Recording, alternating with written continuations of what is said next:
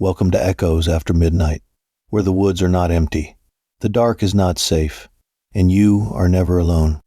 This is A Thorne in the Flesh, the guardian we deserve, by Alexander Bainswool. 2 weeks after the last vampire in Iron Creek had burned from the inside out on a silver hollow point, the black panel van rolled west like a ghost through the endless green of British Columbia. Elias. Thorne had the windows cracked to let the damp mountain air whip through the cab, carrying the scent of cedar and rain and something older than both. Sam rode shotgun as always, the big German shepherd's head resting on the console, ears twitching at every rustle in the underbrush. The dog had become more than a companion. He was a living reminder that even a man like Elias could still earn loyalty without carving it out of someone's throat. The road had been almost insultingly quiet. No missing hikers screaming monster. No skinwalkers peeling faces in gas station bathrooms. No pale, eyeless things dragging truckers into the bush. Just mile after mile of blacktop, cheap motels paid in cash, and the steady rhythm of Sam's breathing. Elias had ditched a blood-spattered hoodie outside Kamloops when the old one finally reeked of wet dog, gun oil, and undead ash. He bought a fresh charcoal one at a Walmart along with a new pair of boots and a couple of plain black tees. Dirty clothes got replaced. It was cleaner that way. No laundry, no roots, no evidence left behind. Everything else was negotiable. He thought about the last 2 kills more than he wanted to. The skinwalker in northern Michigan had been wearing the face of a missing park ranger, right down to the name tag. Elias caught it mid-shift in a rest stop bathroom and carved the borrowed skin off its back before it could scream for help. Then that nameless thing outside Thunder Bay, pale, eyeless, and fast as cancer, had dragged 3 truckers into the trees. Elias put it down with magnesium flares and the silver knife after it tried to wear his own face and laughed with his dead sister's voice. Same trick, different monster. The ribs from Whispering Pines still ached when the temperature dropped below freezing, a dull reminder that even the Carver could bruise.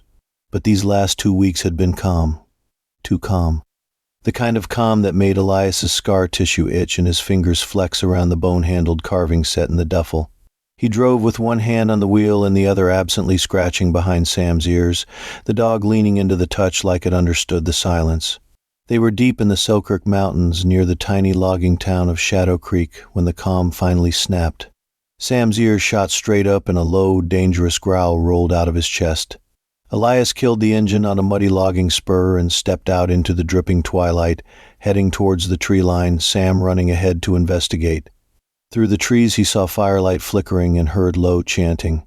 3 women in frayed, moss-stained robes circling a crude stone altar. On the altar, bound tight with living vine rope that twisted like it had a mind of its own, was Sam.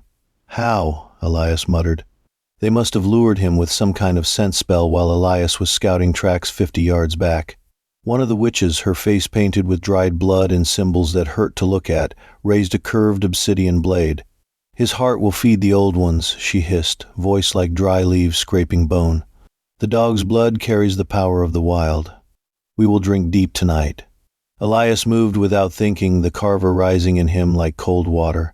The first witch died before she finished the sentence. Silver knife sliding between ribs and out again in one fluid motion, the blade hissing as it burned through whatever passed for witchcraft in her veins. The second witch spun, flinging a handful of green fire that scorched his sleeve and ate into his forearm like acid. Pain flared white-hot.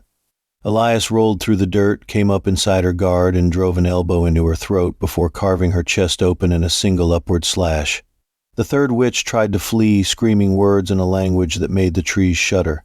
Sam, already free after Elias slashed the animated vines, launched like a missile, slamming into her back and pitting her to the forest floor with a snarl that sounded far too deep for any normal dog.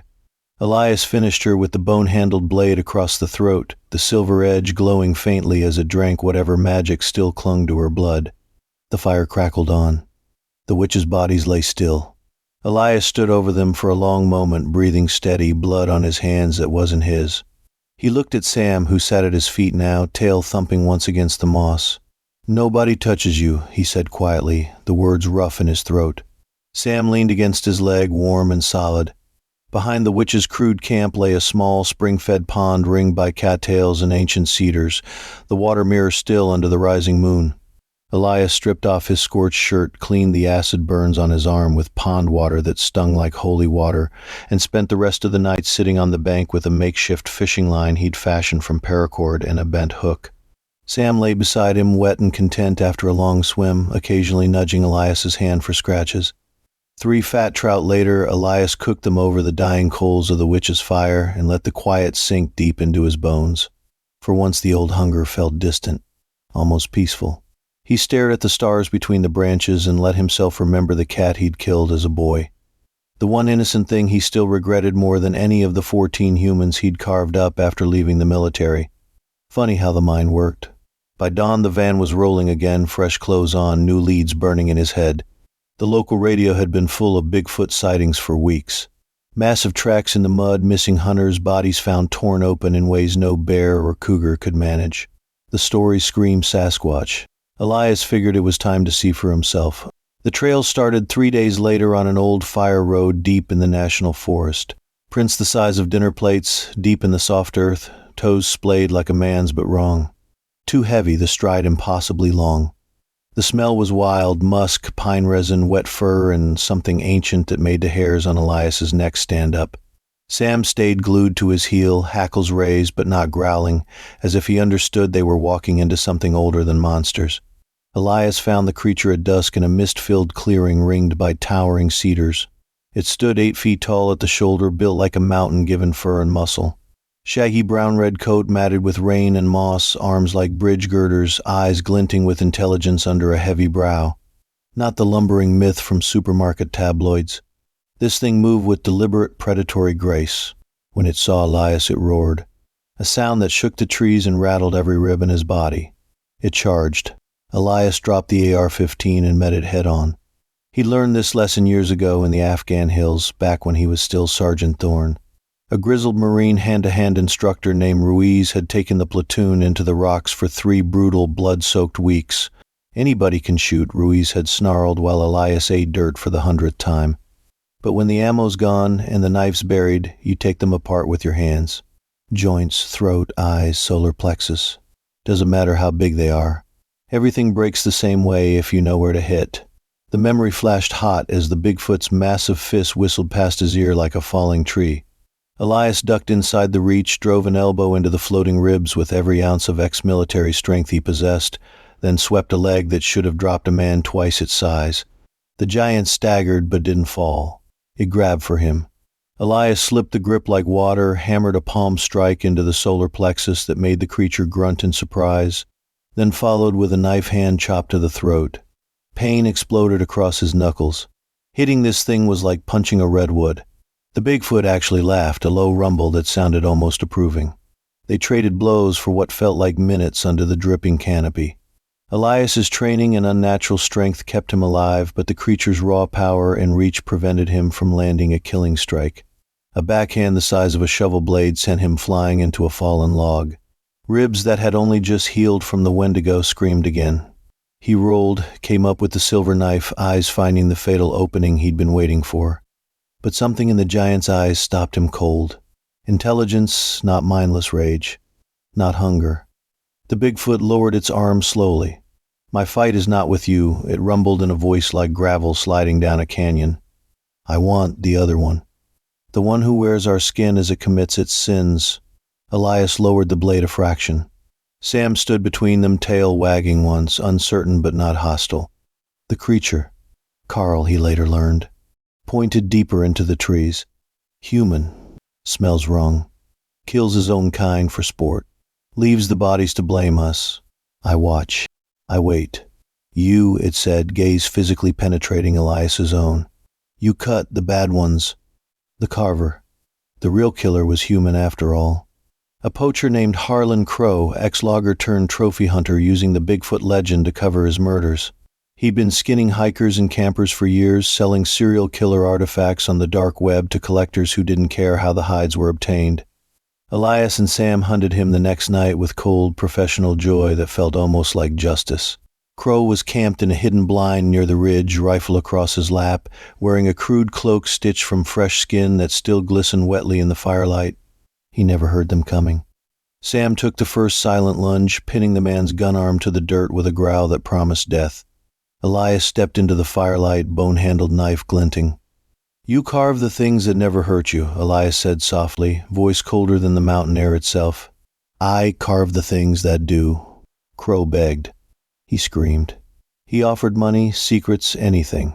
Elias let him talk while he worked. Slow, precise, the way he once carved insurgents who deserved every second of it. Sam watched without blinking, ears forward, as if approving. When it was over, the satisfaction that flooded Elias's chest was warmer than any campfire he'd ever sat beside. For once, the old hunger felt clean. They dragged the body back to Carl's hidden camp under a massive ancient cedar that had probably been standing since before Columbus. The giant had built a low, smokeless fire and laid out fresh-killed deer haunches for Sam, who accepted the offering with happy thumps of his tail and immediately began to feast like an old friend. Carl scratched the shepherd's ears with fingers the size of bananas, rumbling with what might have been laughter. "Good dog. Strong heart. Just like you." They sat long into the night, the fire crackling softly while the forest breathed around them. Carl spoke in that deep, measured voice about the old days.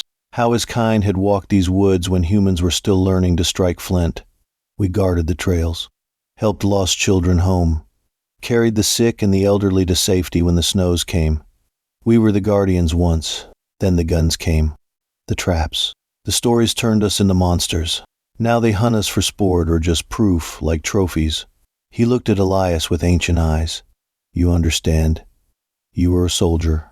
You cut the ones who hurt the weak." Elias told him about the sandbox, about the women and the insurgents and the day the brass decided his knife was too sharp. Carl listened, nodding like an old comrade who had seen his own share of needless slaughter. Then Carl spoke of the others, the cryptid allies who still kept the old ways in the deep woods and high places. "There are more of us than your kind knows," he rumbled. "Not far from here lives a small clan of thunderbirds, great winged ones who ride the storms and keep the mountain passes clear of the truly wicked. They once carried my wounded brother to safety after a poacher's trap nearly took his leg. Farther north, in the glacial lakes, the water serpents, long-necked and wise, they watch the shores. They do not hunt men, but they drown those who poison the waters. And in the old-growth valleys there is a family of skinwalkers who chose the other path. They wear the forms of animals to guide lost hikers home, never to steal faces for sport. They call themselves the Quiet Ones. We share the woods. We share the watch." Carl scratched Sam again, the big dog leaning happily into the massive hand. "Your dog would be welcome among any of them. He has the heart of a guardian." They swapped more stories.